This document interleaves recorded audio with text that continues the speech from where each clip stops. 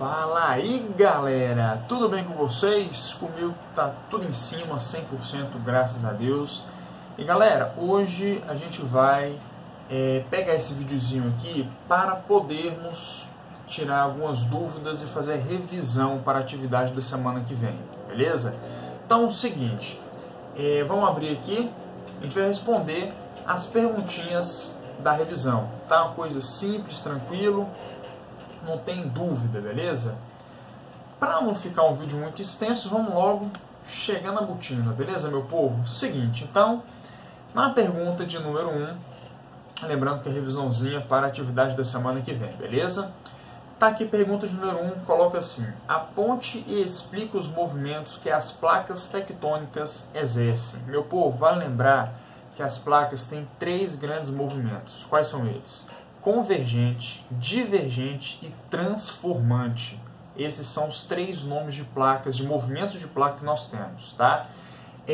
Algo que é bacana de falar aqui seria as consequências desses movimentos. Então, por exemplo, o movimento convergente é esse movimento de encontro entre 2 placas. Esse movimento ele vai ocasionar terremotos devido a esse choque, né? Toda vez que chocou, eu bati a palma, emitiu um som, uma onda, essa onda foi captado pelo microfone do celular, emitiu um sinal que chegou na caixinha de som de vocês, aí do celular, ou do notebook ou do computador de vocês, certo? Isso tudo porque gerou uma onda, beleza? E no caso do movimento convergente, gera esse choque vai gerar uma onda onde vai ocasionar os terremotos, que inclusive a gente vai falar um pouquinho mais em outra questão sobre esses terremotos aqui. Uma outra consequência sobre o movimento convergente é a formação de cordilheiras. Olha o que acontece. Vem 2 placas tectônicas, elas se chocam, uma entra por debaixo da outra e a que fica em cima passa a sofrer o processo que nós chamamos de soerguimento. Tá vendo que levantou aqui? Esse levantamento é a formação das cordilheiras, como por exemplo a Cordilheira dos Andes, a Cordilheira do Himalaia, onde nós temos lá a maior montanha do mundo, que é o Monte Everest, certo? Então, o movimento convergente vai ocasionar essas 2 consequências. O movimento divergente, que é o movimento de separação, ele pode futuramente surgir novos continentes. Por exemplo, nós temos 2 placas tectônicas importantes, que é a placa sul-americana, onde o Brasil está inserido, e a placa africana. Elas se separam. A partir do momento que ela se separa, o magma da Terra, que nós já estudamos isso, né, em aulas anteriores, então ela se separa, o magma da Terra sai e entra em contato com a superfície gelada dos oceanos, das águas dos oceanos, beleza? Com isso, então, o que vai acontecer? Vai solidificar, devido a esse choque de temperatura. E aí abre mais, sai mais, solidifica. Abre mais um pouco, sai mais magma, solidifica. Abre mais um pouco, sai mais magma, vai solidificando. E por aí vai dentro desse processo. Com isso, então, nesse processo de abrir e solidificar milhões de anos, isso um dia pode ter formação de um novo continente. E quando a gente fala sobre o movimento transformante, ou também conhecido como tangencial, é esse movimento paralelo de 2 placas tectônicas. Esse tipo de movimento aqui, gente, gera o que nós chamamos de falhas geológicas. Uma falha muito famosa é a falha de San Andreas, lá nos Estados Unidos, que meio que divide a Califórnia, que inclusive a Califórnia daqui a milhões de anos será separada dos Estados Unidos. Porém, possivelmente nós não estaremos mais aqui, tá? Um detalhe bacana de a gente falar também desse movimento transformante é que esse movimento ele gera terremotos de altíssima magnitude. Por quê? O movimento que eles fazem é esse aqui. Então, ele vai acumulando atrito, acumulando atrito, acumulando atrito. Chega um momento que ele não consegue e se rompe. Quando tem esse rompimento, libera a onda do terremoto. E aí o estrago é meio feio, beleza? Mas só que nós fomos até além daquilo que a número 1 pedia, né? Porque a ponte explica os movimentos. Então, os movimentos convergente, divergente, transformante, e a explicar, né, a direção que eles fazem, né? Então, convergente se encontra, divergente se afasta e transformante é um movimento paralelo entre 2 placas, tá bom? Número 2 coloca assim: devido a alguns estudos, foi comprovada a teoria da Pangeia. Mas afinal, o que é essa teoria? Gente, lá no século passado, teve um cientista chamado Alfred Wegener. Ele é um cientista meteorologista, ele estudava atmosfera, mas eu não sei o que ele foi fazer, que foi ver o formato dos continentes lá, né? E ele chegou na seguinte conclusão: olha, eu acho que esses continentes, a América do Sul, a África, já foi tudo junto antigamente. Por quê? Aí ele vai criar essa teoria da Pangeia. A Pangeia era o momento que todos os continentes eram unidos, né? Que isso realmente já aconteceu, porém só foi descoberto no século passado, tá? O que ele vai observar? 3 grandes coisas. Primeira coisa, quando a gente observa a costa leste do Brasil, onde tem as praias do Brasil, se a gente juntar com a costa oeste da África, é meio que encaixe perfeito que nós temos ali. E aí esse cientista, o Wegener, né? Ele observou, fez essa observação e falou assim, ó, eu acho que isso daí há milhões de anos atrás, um dia já foi junto. E para comprovar ainda mais, o que ele observou? Ele viu que tinha fósseis de animais no Nordeste brasileiro que eram muito semelhantes às regiões centrais da África. Ou seja, comprovando que essas duas regiões já poderiam ter sido unidas antigamente. Ele falou, ó, esse fóssil dinossauro aqui é muito semelhante a esse daqui, então significa que essa espécie que estava aqui é a mesma que estava aqui, então isso poderia ter sido junto há milhões de anos atrás, certo? E outra característica que ele observou também, que a vegetação e o clima em toda a região que passa no norte, nordeste e no centro da África, onde ele falou que um dia estava junto, tanto o Brasil, a América do Sul, né, quanto a África, ele falou que as características físicas eram muito semelhantes, certo? Então ele falou, ó, a floresta que tem aqui é muito semelhante ao que tem aqui, o clima que tem aqui é muito semelhante ao que tem aqui. Com isso, então, possivelmente, daqui já foi tudo emendado, beleza? Então ele criou a teoria da Pangeia, onde dizia que os continentes eram todos juntos há milhões de anos atrás, beleza? Número 3. Como ocorrem os terremotos? O que é epicentro e hipocentro? Como são os terremotos aqui no Brasil? Então aqui são 3 perguntas em uma, mas é muito fácil. Vamos começar pela primeira. Como ocorrem os terremotos? Como nós falamos no primeiro exercício, gente, os terremotos ocorrem através ou do choque das placas tectônicas ou do movimento paralelo, tá? O mais comum é entre o choque das placas, beleza? Esse choque gera uma onda e causa os terremotos. O que é epicentro e hipocentro? Muito simples, gente. Epicentro e hipocentro, quando nós temos o choque das placas tectônicas, o local onde ocorre esse choque é chamado de hipocentro, beleza? Agora, aonde sente esse terremoto é chamado de epicentro. Simples assim, tá?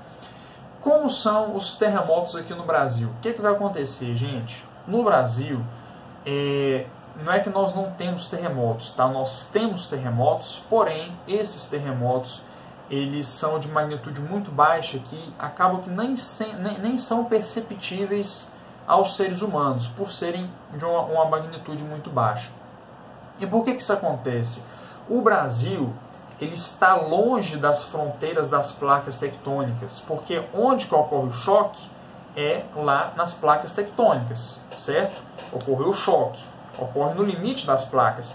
E o Brasil está longe desses limites. Então, até a onda sair desse limite e chegar no meio do território do Brasil, essa onda ela vai perdendo força conforme ela vai viajando. Com isso, então, o Brasil, não é que ele não tenha terremotos, tá? Ele tem terremotos, o Brasil, porém, é de magnitude muito fraca, tá bom? Então, respondendo como são os terremotos no Brasil, são de magnitude fraca, pois estão longe dos limites das placas tectônicas. Simples, tá vendo que é um negócio muito tranquilo?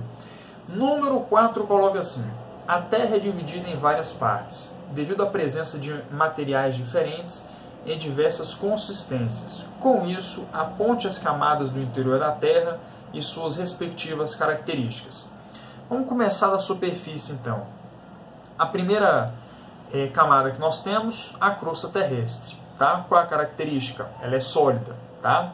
Depois nós temos o manto superior, que é uma região onde a temperatura é um pouco mais alta, então o estado dessa matéria é um estado pastoso, não é nem sólido, mas também não é líquido, tá bom? Depois o manto inferior, que já é um pouco mais pastoso do que o manto superior, um pastoso mais mole, tá? Depois do manto inferior, o núcleo superior, que aí ele já é um pouco mais líquido. Depois do núcleo exterior, o núcleo interior, que está lá no núcleozão da Terra mesmo, lá embaixo, tá? Que volta a ser sólido. Por quê? Ele é formado por níquel e ferro, beleza? Onde a temperatura é altíssima. Mas a divisão é muito simples. Como é que fica?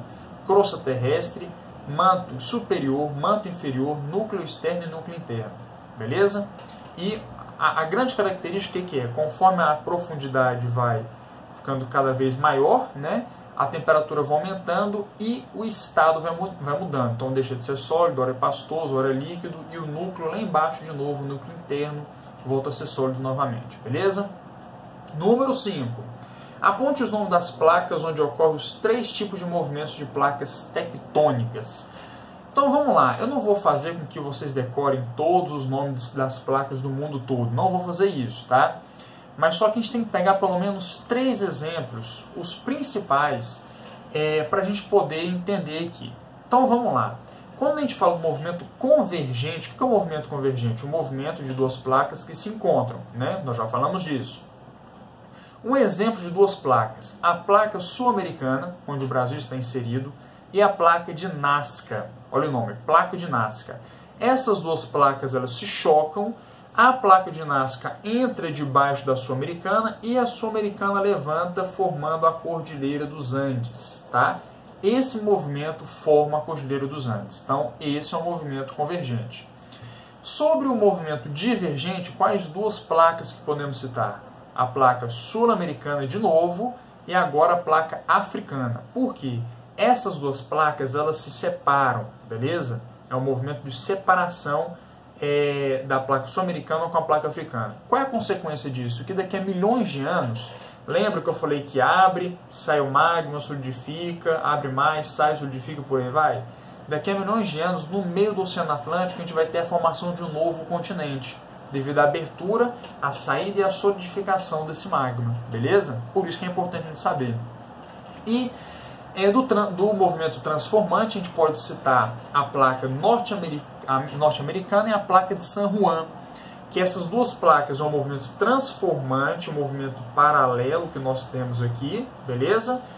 Aonde essa placa vai ocasionar uma falha, e uma famosa falha de San Andreas que nós temos lá nos Estados Unidos, que inclusive já fizeram até filmes sobre essa falha que nós temos lá, beleza?